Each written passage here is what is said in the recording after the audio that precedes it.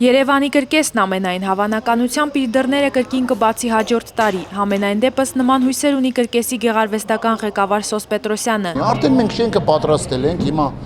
տանիքն է դրվելու, Մոսկվայից պետք է գա եւ կսկսվի այսպես ներքին հարդարման աշխատանքները։ Հույս ունենանք, որ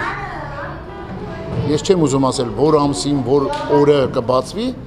բայց բոլորը անում են ամեն ինչ։ Կրկեսը չի գործում արդեն 4 տարի, սակայն Սոս Պետրոսյանի խոսքով իրենք մեկ օր անգամ չեն դադարել աշխատել։ Մենք ունենք 2-3 խումբ եւ ամբողջ հանրապետությունով բարեգործական համերգներ ենք մեկնում։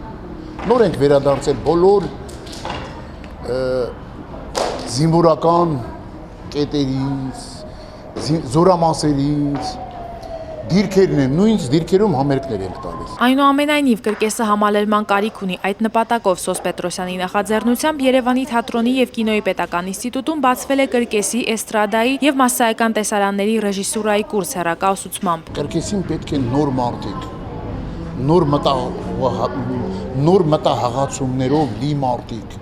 Կրկեսն էլ պետք է տրանսֆորմացիա լինի։ Իսկ մինչ այդ իր հիմնած Լեոնիդ Ենգիբարյանի անվան կրկեսային ստուդիայում նա անվճար կրթում է երեխաներին, հույսով, որ մի օր նրանք հայտնի կդառնան ոչ միայն Հայաստանում, այլև ամբողջ աշխարհում։ 13-ամյա Արեգը նրանցից մեկն է։ Ուզում եմ ժանգլյոր դառնալ, հույսեր ունեմ էլի։ Կրկեսի գեղարվեստական ղեկավարի խոսքով ուսուցման համար այստեղ լավագույն պայմանները չեն, այնուամենայնիվ ստուդիան ներկայումս 100-ից ավելի սան ունի։ Գիտեք ինչ, մենք ռեկլամ չենք անում, օրինակ թատրոնի դերասանները մի ալիքից մյուսն են վազում։ Երևում են, մեկը դրանա գովում, մյուսը նրան։ Մեր դերասանները այստեղ չեն։ Դա չի նշանակում, որ մենք չկանք։ Հիմա մեր դերասաններից 300 հոգի գործում են աշխարհի լավագույն կրկեսներում եւ ամեն օր ասում են, որ հայկական կրկեսի դերասաններ։ Նշենք, որ կրկեսի շենքի շինարարությունն իրականացվում է ոչ պետբյուջեի փողերով։ Սոս Պետրոսյանը նկատում է, պետությունը մեկ լումա անգամ չներդրեց կրկեսի զարգացման համար։